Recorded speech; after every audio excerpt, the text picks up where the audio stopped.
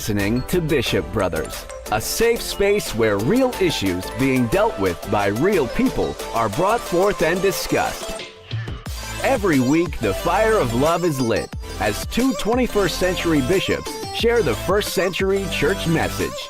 Join and engage in the conversations, featuring grassroots interviews, book reviews, and God-inspired commentary.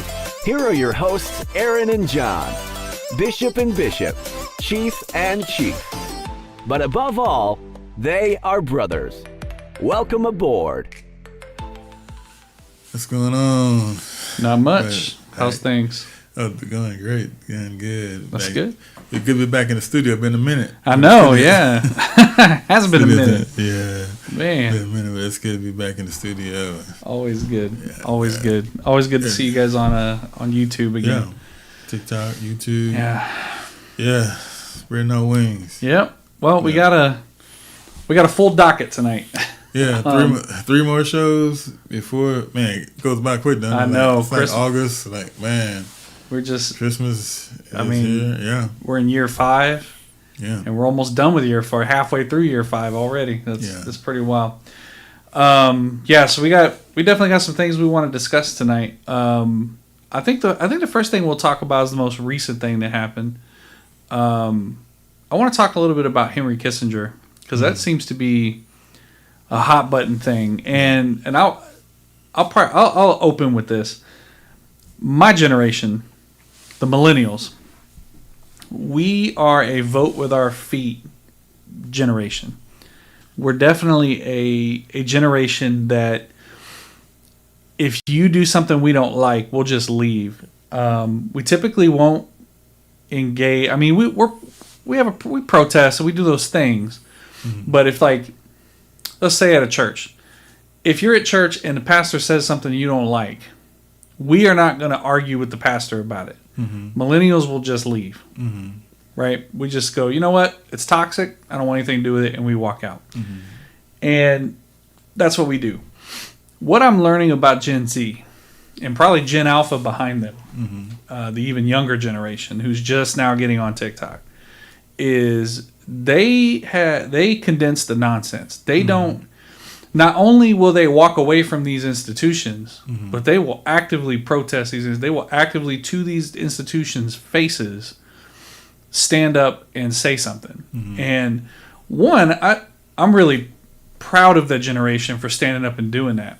Mm-hmm. They're very much like, and I know a lot. They're very much like the baby boomers of the '60s, right? It's just they have tools that baby boomers that were protesting in the '60s didn't have. There was mm-hmm. no Facebook. There was no. I know, kids. It's weird that there was a world where there was no TikTok, mm-hmm. Facebook, or the internet. Mm-hmm. They didn't have those tools, but this is that's what they did.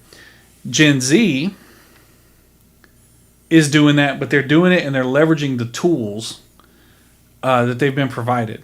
And I think that is amazing. So shout out to Gen Z, mm-hmm. Because I'm impressed daily with their refusal to look away from things. And it's actually given me the courage.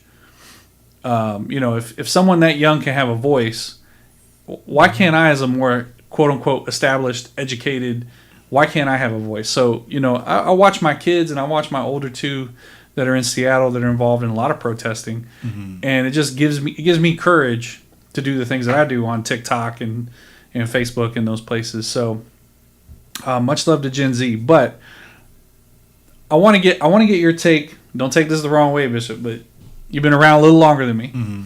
But I do want to get your take on Henry Kissinger, because a lot of his active political career you were around for. Mm-hmm. When I came of age, he was already out of politics. I mean, we knew mm-hmm. who he was, mm-hmm. but he was really already out of politics. To mm-hmm. us, he was a Vietnam relic, mm-hmm. right? We knew he had done some terrible stuff had been involved with policymaking in the Vietnam War, but we didn't really know about Henry Kissinger. So I just wanted to get your take on what you feel about him. Ooh, man, I tell you, when I broke last night, I'm gonna frame it like this: It's two Americans died this week. That's from the same this week, close to this week, the same generation, mm-hmm. same time frame. Mm-hmm. God rest his soul, Rosalind Carter, the former First Lady, Rosalind Carter, and Henry Kissinger. Mm-hmm. Now it couldn't be You couldn't have. I'm trying to bring in clarity. You couldn't get too. I mean, in terms of response, classic night and day. That's classic night and day. Yeah. Not about her being perfect and not good. Even not going. I'm just saying it's just totally different. Mm-hmm. You know, she passed when I always watch when somebody passed away. You know, you go and I mean, it just. I was telling you out there just the droves of, you know, she was a nice lady. Anybody who met her, you know, they met her in their hometown. They have look at their stories. And then it's not public. Just look at their story, personal story. It's just a beautiful story. It's a beautiful story how they met and they buried her. She was the hometown how she met, where they met, stuff like that. Beautiful. Mm-hmm. Then last night Kissinger passed away. I'm like, hey man, and I tell you, she'll say, man, he was drugged, but he was drugged tied into what you're talking about because of his record. Mm-hmm. And what the issue is, tying this all together, is what the mainstream can't do anymore. The mainstream and what government hate and what politicians hate and people hate is they cannot control the narrative anymore. Had this been in my 70s when I was raised in the 80s, this would have been just on the news. You'd have heard whatever Walter Cronkite told you about him, or these other people told you about him, and that would have been it. No, he is, you know, they showing his record. He's Rolling Stone. I sent you the headline, war criminal. Yeah. These people are not mincing words, and there's a lot of debts at the hands of one Henry Kissinger. I'm not his judge. You're not his judge. God is his judge, and he's in that process of meeting his judge. But I tell you what I am with you. What I was so glad about, lifted up about, is not because a man passed away. That, you know, his soul between him and God. But I'm glad that when he did pass away, we didn't go back to the old school way of what we do, unfortunately, with school shooting. Thoughts and prayers and, oh, God rest his soul, and trying to come up with some kind of gimmick, or he did this, or he gave some money to Goodwill one day, and all that kind of stuff. No, his record was put out there. You had to close your eyes. What he did in Cambodia, what he did at Laos, what he did with Chile. All this was out there, laid bare of what this man did, and they put those deaths on his hands. And whether you agree with it or don't agree with it, even the president, you know, a lot of times they think you got to watch the White House statement. Yeah. Look at Biden's statement of Rosalind Kennedy or Carter, and look at the statement between, and I mean, it's very night and day. And so we have to recognize that this generation, the truth, you would lose them. Quick way to use this generation is not the truth. And last night, social media laid bare this man's record. And I'll close with this, particularly at a time for him to pass away during the time of this war, this situation, this genocide going over in the Middle East, was such a, I mean, it was almost like, this reminded people again of how many people at the hands of this man that he killed, that many people wanted to bring him to trial for, that many nations wanted to bring him to trial for, the international court wanted to bring him to trial for, to answer for his what he did and his advice, his policy making, his diplomacy during Nixon and Ford administration. So it was what a time for him to pass away, but he was not let off the hook. I mean, you have to go very far and wide. I haven't seen it yet. Somebody just say, you know, he was a great secretary. That no, it's none of that going on, and that's a testament to his generation, because you can't hide. You know, the record is there. You know, Scripture refers to this as you have been weighed,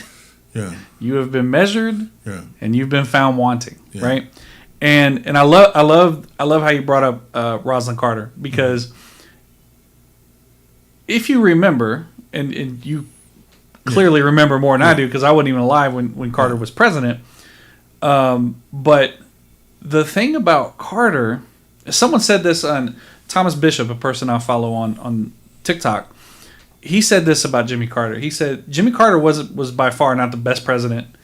The man made mistakes, but he was a palate cleanser for the Richard Nixon, Gerald Ford era. He's like, the reason Jimmy Carter beat Gerald Ford is because the country was sick of Nixon and Watergate. They were trying to get that taste out of their mouth. And Jimmy Carter provided that. He was stable. He was clean cut.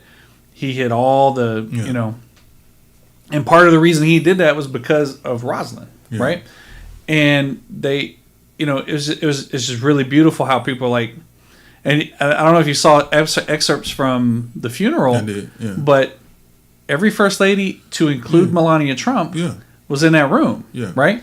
So that's a huge 180. And you talk about being weighed, measured, and found wanting. Mm-hmm. If you think Rosalind Carter or Jimmy Carter aren't going to be weighed and measured on social media, they're going to be. Yeah. But I assure you, they are not going to meet the hellfire that has come for Kissinger. Yeah. And it's because this generation does its homework. This generation goes back and reads. Mm-hmm. This generation goes back and looks at things. And you're not going to hide it from it. If it's out there to be seen, they're going to find it. They're going to expose it. And you're going to be weighed and measured on social media or wherever. Right? And like you said, because of outlets like TikTok, Facebook, CNN can't control the narrative anymore. Fox News can't control the narrative anymore. BBC can't control the narrative anymore. Right. Because now all I have to do is go to TikTok, put in the search word Gaza genocide, and I can see horrific pictures of dead children. Right. I know I can find out exactly what's going on in Palestine. I don't have to go. I don't need CNN. I don't need Bill O'Reilly to spin it for me. I can see it for myself. But see, that's why I text you last night. I was trying to convey to you the issue with this one was like, I'm through with being shocked. What surprised me greatly this time was how it was almost like they had the tweets and the TikToks ready. I mean, it was almost ready like to go. They was ready to go for it. Was fire everywhere. It was like normally you see somewhere you're gonna see some big person. I mean, somebody you would know say something. Just they know it's not true, but it was none of that. It was no fire hoses out last night. No, it was just straight fire. They let it burn. It burned, and that was a beautiful thing. Like I mean, what my grandmother said, you can't live wrong and die right. Kissinger didn't die right. Yeah. And he died, and his record is exposed. It's like they were just waiting for it, and it's so in this moment that we're in, it was so what we needed right now. And I can tell, the big bosses, I can just see the big bosses up in the NBCs of the world and ABCs of the world say, man, we can't, sorry, Henry, you died the wrong time. You should die in the 70s because we can't control. We don't want this output because when you say it's him, it's us. That's right. Because he was in a position by presidents of the United States of America. He didn't put himself there. That's right. So this is what we did. Yep. And we don't normally like that exposure. We don't like exposure. And when we say he was a policymaker that carpet bombed Cambodia and Laos. That was Americans doing that. That's right. And that was not covered last night. And it was like, one guy was like, man, it was just refreshing that it was no filter. Mm-hmm. And it wasn't the beauty of it. It wasn't fake news. That's right. It wasn't like it was a matter of these they had the memes. Of record. The memes were the memes. Memes are memes. But when you look at when they put it out there, boom, boom, boom. You can go and Google it. Yep. And it happened. So this was it's a matter of record. And this is what we're talking about. What we're going to talk about tonight. This is what they hate right now. Yeah. Because with this, what's going on present day in our age right now. You can't do what Kissinger did. Mm-hmm. That's and right. Walter Cronkite them, and this is the newsroom we're gonna get. Right. That don't work no more. That is such a position because it's showing us Kissinger at a different age where the stuff he got away with now, we can just do it and just control. Here, this media say this. Yeah. And they're not gonna. That's over. Yeah, I mean, for the good. The whole generation has become the show me state. Yes, right? You're not gonna, and we're gonna show you. Yeah. And then what you did. But no, they're gonna show you. Actually, I think we're gonna show you saying this, but look at these kids. When you're saying this, look at this hospital. What are you talking about? See, when he did it, was no right. It was just what the nightly news is gonna show you. That's right. That's right. But now they're saying, okay, you're saying this, but we see this. Mm-hmm. Yeah. And so, I think it's a fascinating time to be alive because it's fascinating to watch these two younger generations, post millennial, just man, they body shots all night. Like they're putting in the work. Kissinger got that work. I'm I mean, I've never seen. I mean, I've seen people die. I mean, people. I'm talking about when I say people die. I'm talking about people that's going to get a statement. The White House got to say something. You got to make a statement because of the level of fame. I've never seen, like you say, in the history of social media, because since people die in social media age, I've never seen they go in on them and nobody came to, usually the White House will make a statement. They didn't make it till today. Yeah, somebody was talking. Say, hold on. What do you say? Let me come hug on your neck. Come here. Listen to me. We got to look at what's going on. Hey, and we know this is election year, so we should. Yeah, buddy. You should. And then these are people who were killed. It's close to what we're dealing with now. Mm-hmm. This is very, very. It was just so. Yeah. So a question I would ask, and I think is a valid question that you should ask of any pastor. So both of us preach. Mm-hmm. I'm more itinerant. You have a church where you're more steady. You preach every Sunday. Mm-hmm. So Kissinger dies. How do you preach that? What do you say? I think for me, I'd probably go to being weighed, measured, and found wanting. And I think my challenge to my congregation or whatever congregation I'm preaching to at that time would be, do you want to be found wanting? Because this is what it looks like. Just look at Kissinger right now. Look at everything that's going on right now. Mm-hmm. This is what it looks like when you're found wanting. Now, this is what happens when you're found wanting on this side of the veil. Mm-hmm. I can't even imagine what happens on the other side when you get found wanting. So, I think that would be a challenge for me. I think it would also be you can't hide, right? And if Gen Z can find it, you think God doesn't know about it? Mm-hmm. So, the idea that there's nowhere to hide these sins. Right? When you do horrific things to people, it's going to come out on this side or the next, or probably both. Right? Yeah. And then I think I'd probably give a word of encouragement to the younger generations. I'm very proud. I'm honored to be here and watch them do what they do, and the way they do it is just, man. Yeah. This is body shots left and right. And I would take the opportunity to say, is there another one to come? Are we going to allow another one to come along? That's good. With different names. I would take it from one as, okay, what are we going to do with this situation? Are we going to be quiet? Mm-hmm. Because we have built-in excuse that you said earlier.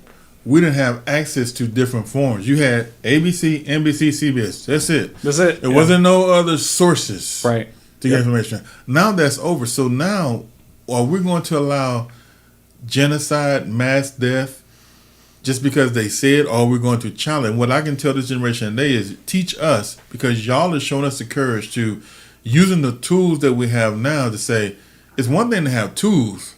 It's nothing to use them. You can have all the tools you want in the shed. If you don't use the tools, it's not doing anything. That's right. The tools they use to say, you know what, Biden, we don't believe you. Congress, we don't believe you.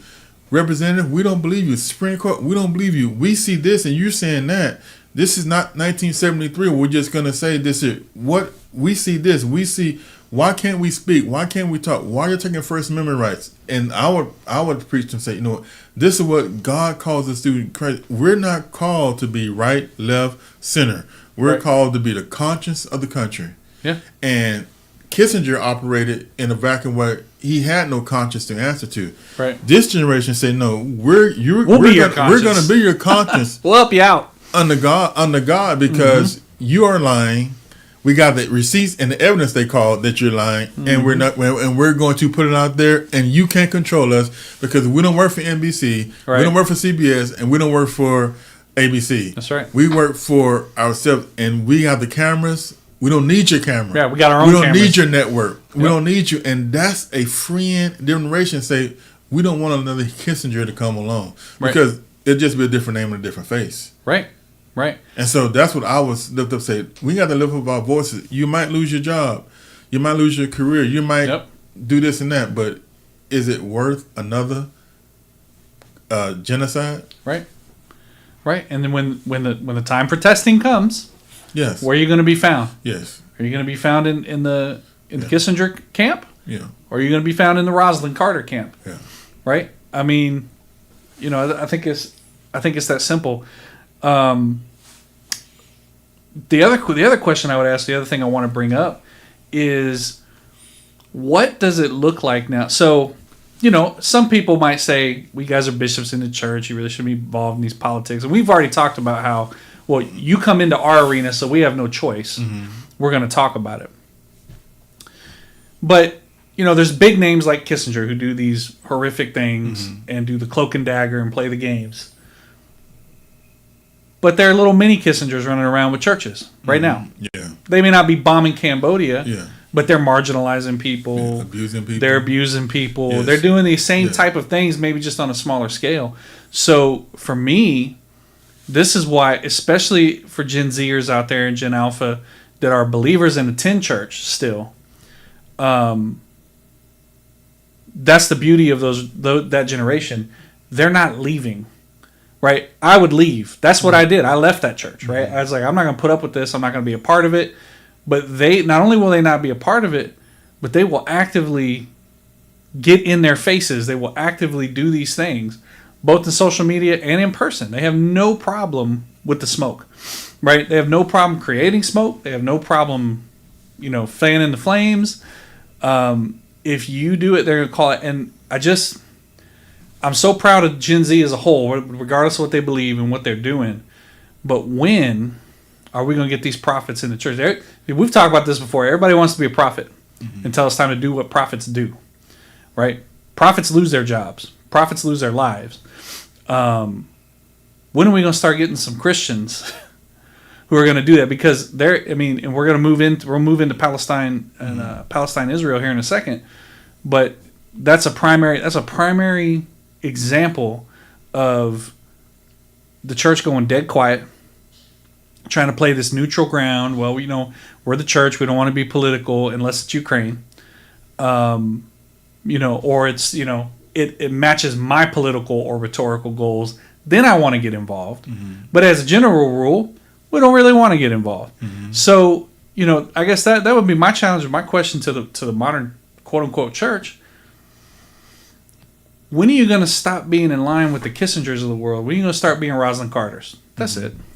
When we do what happened last night, when we as a church decide to say, you know what, they use these tropes like, see, the generation before would say, well, Kissinger died, but we're not going to say that because he was a Secretary of State. So we got to come out here and parrot all these lies and make it look good man because we got to protect the American brand. Right. And that's what we do in churches. Churches aren't under God. They say, we can't tell on the pastor. We can do this for the church because the name of the church will be sullied or the brand will be sullied. So we care more about our brands than we do. This generation don't care about your brands. Look on social media. They don't care about it because that generation that generation really saying they're anti-American because they're saying you shouldn't be saying this about a former Secretary of State. Right. Because you're saying, like I said earlier, that he had a bombing campaign, and that's what we do in the church. We say, we can't say it about the pastor because the pastor's abusing people. Yeah. And what they say, so we got to cover it up,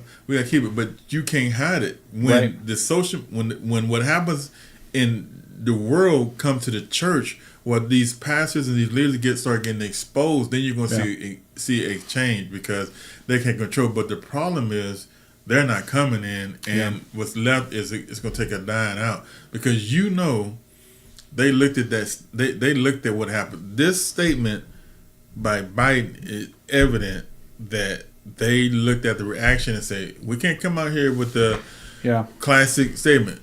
What are we doing in the church? We're looking at say, okay, how can we not deal with this? How can we get out of this? Yeah, and so. They come out there and manipulate people. Say, well, if we do this, the church is people are going to leave the church. It's all about their pockets, all about the personal, and this is what we get caught into. Until we go ham, like this generation does. Yep. You can always have these abusive people in these positions because we won't go ham on them. We let them go. Yeah, we don't call out the Zionists. We don't call out these big churches. Nope. We want to say, well, they're Christian like we are. No.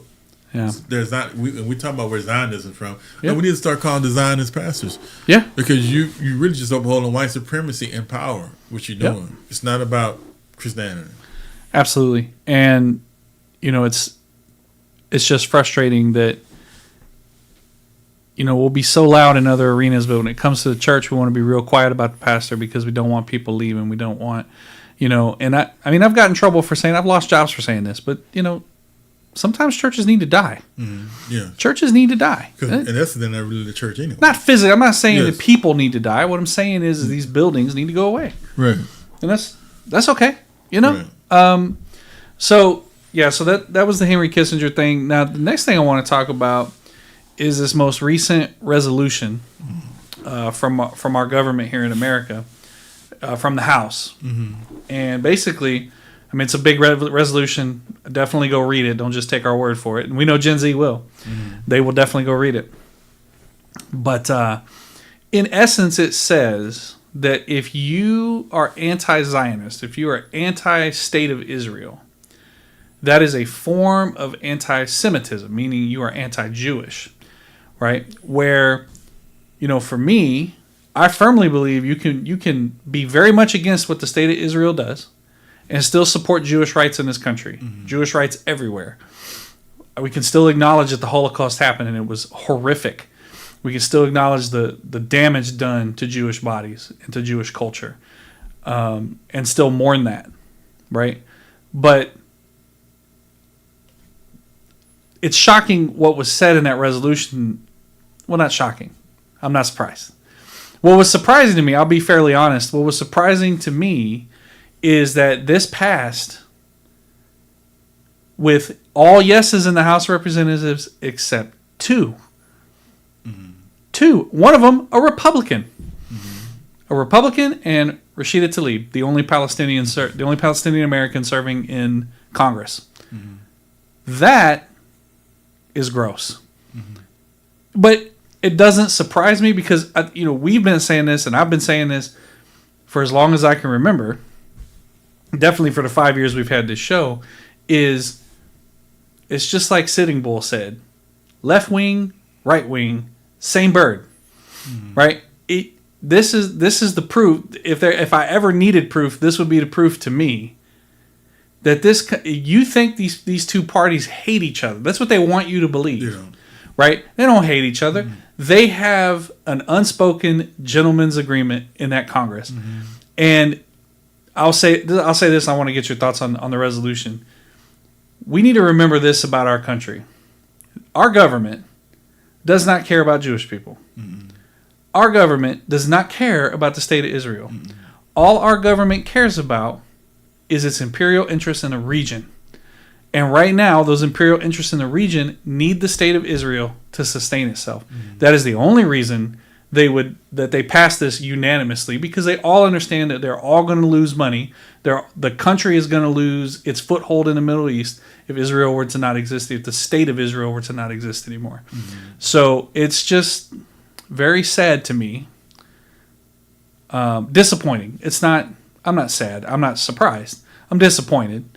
But I'm not shocked because this is what we've known our government to be. This is not new. This is not something that, this is not something that, our government all of a sudden it wants to have a foothold in the Middle East. I mean, we've played this game all over the world, right? Including this country.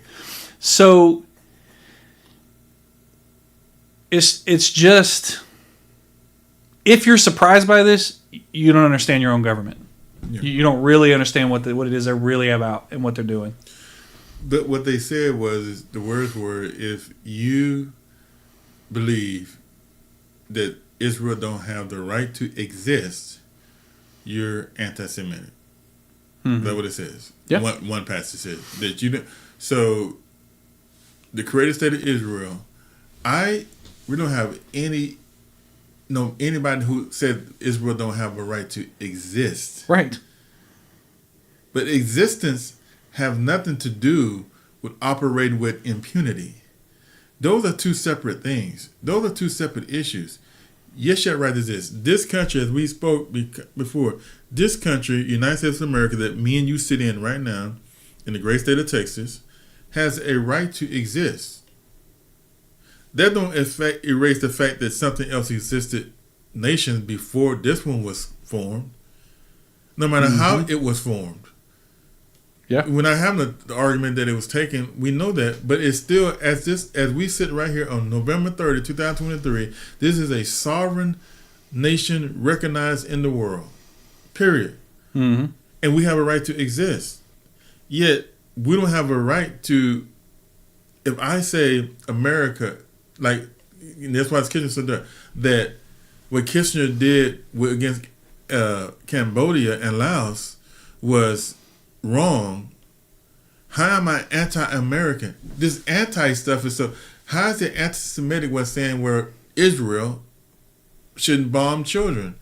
What's anti-Semitic about that? That is a factual human rights issue. I don't care. America shouldn't bomb children.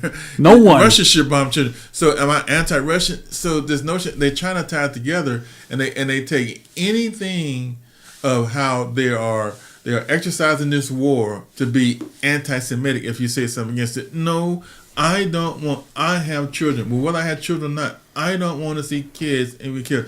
And some Hamas is hiding. Okay, I understand that, but that's not the issue. The issue is how you conduct yourself. Right. It has nothing to do with their sovereignty as a state. This notion that you tie a state with it's just a play on words. It's just your right to do anything you want to.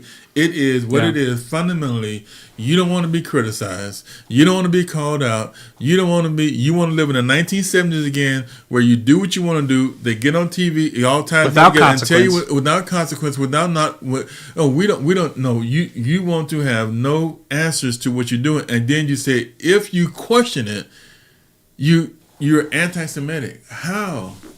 Right. Am I anti-Semitic because I question? Because I asked the question. Did y'all properly handle going into the hospital when those kids were killed?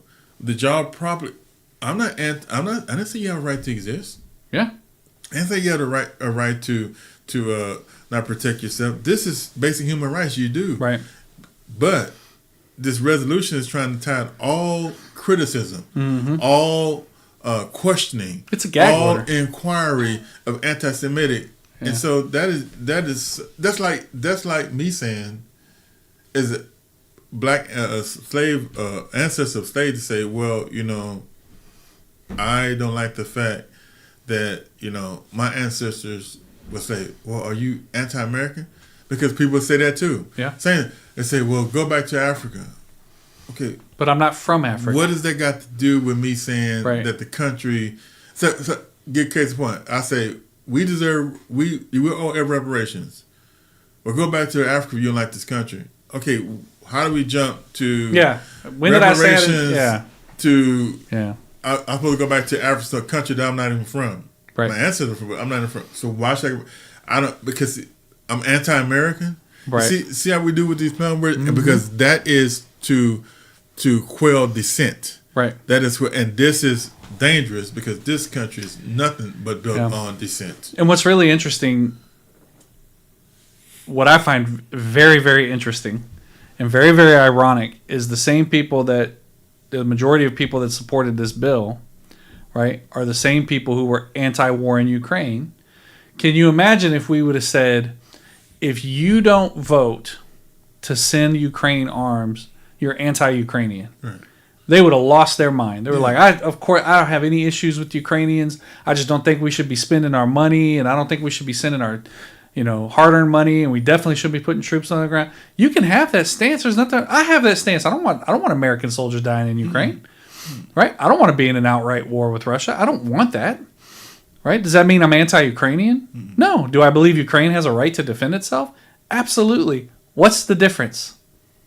What is the difference? Let's just be real. What is the difference between the people that live in Gaza and the people that live in Ukraine? Where it is in the world. They're both in the same predicament. Yes.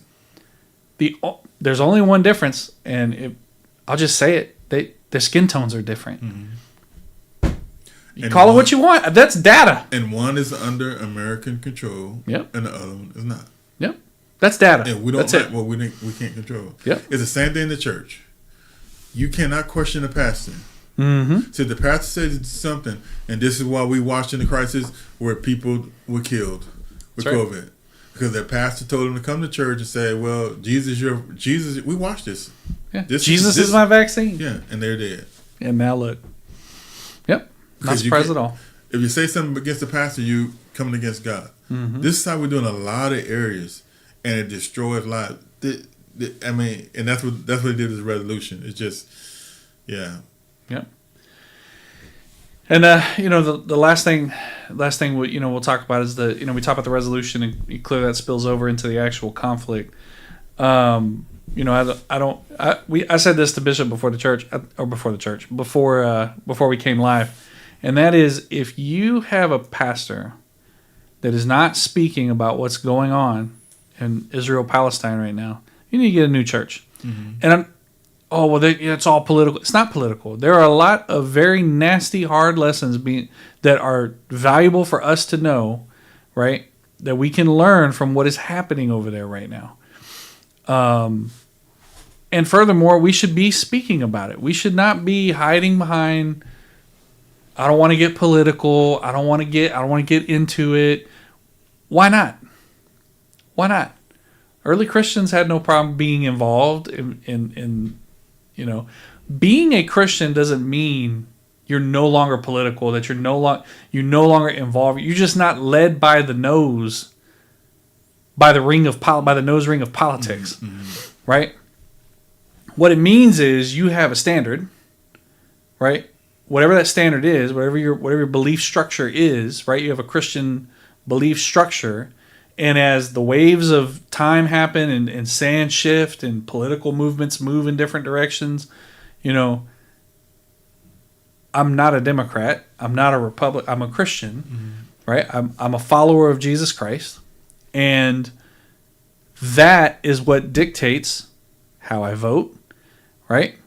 Not the way a lot of you would think it does, right? I'm not going to vote for someone because they're a Christian. Actually, when people on the campaign trail start talking about they're a Christian, that makes me uneasy. Mm-hmm. If you have to say it, yeah, you're probably not it. If you talk about it, you're probably not about it. You know what I mean? Mm-hmm. So, but I look at everything through the lens of the teachings of Jesus Christ, and I let the teachings of Jesus Christ inform my decision making, how I vote, what I do with my time, with my money, with my with my love, how I do that.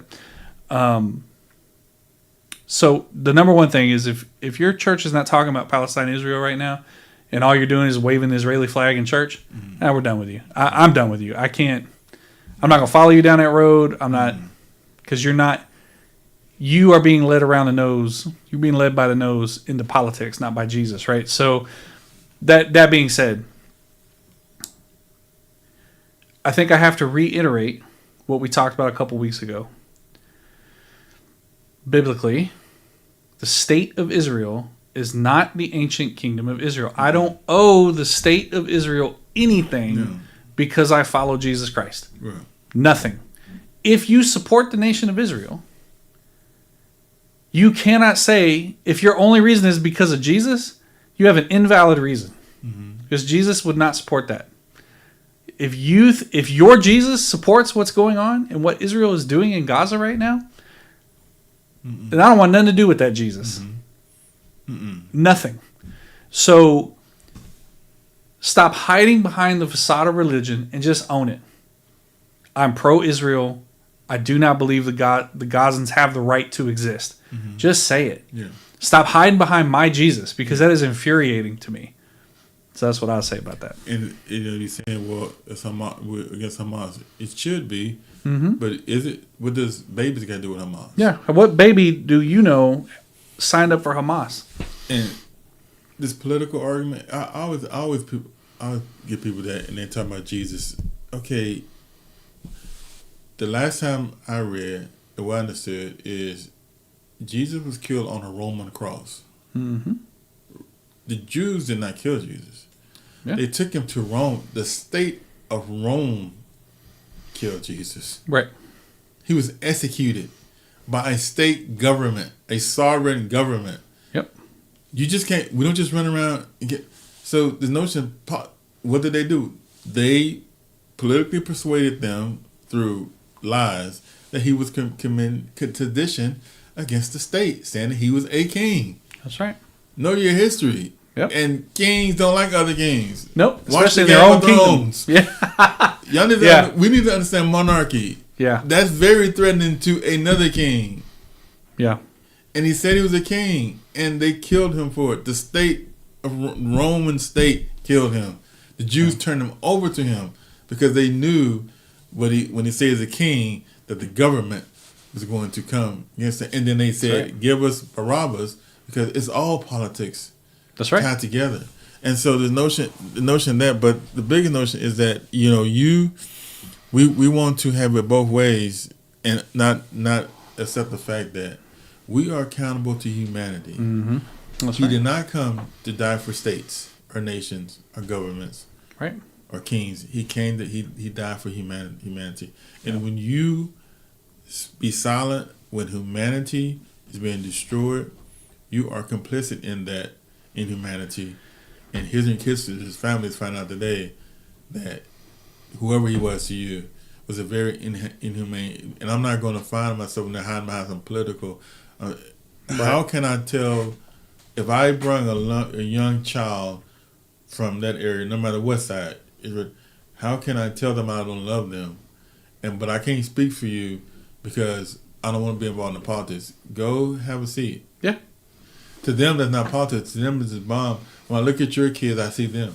When I look at them, I see them, and they have nothing to do with this stuff. And so, we just quit hiding behind these tropes to shield your cowardice. Yeah.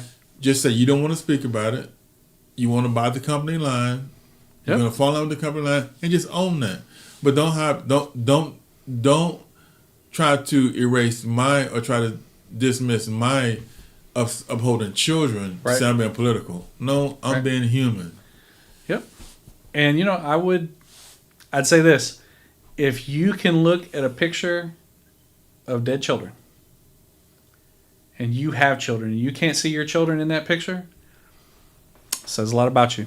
See, this is where it's going to sound. This is where we mess up when we, particularly when you talk about school shootings. Nobody wants to see that. Mm-hmm. But what I do know from everything I've heard and read from investigators, investigators have testified, and they've told governments officials, I know this would seem to be inhumane to show this. But he said, they wrote, they say, if the American people could see the carnage like Uvalde, you would change the gun policy overnight. Because the politicians going to do what they put. Right. You would change gun policy overnight. That's the reason why they don't want to show, because they hide behind, they make it about the family and stuff like that. And this is why Emmett Till's mother was so, no, I'm going to show you, you're going to see what you did. You're going to see what you did. Yeah. And when we see what we did, what we allow, maybe things can change. Because anybody can hide behind, I know it's bad, but if I don't have that visual, I don't see it. And look what we're doing. We're seeing it happen in real time, and yet we're doing nothing because those are those kids. Yeah, absolutely. A lot out there tonight. Oh, yeah. A lot out there tonight.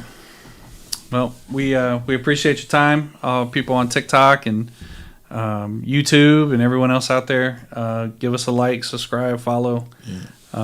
This is and if you don't like this, maybe this isn't for you. Yeah. But this is what we're gonna do. Yeah. This isn't your pastor's Bible study hour. No.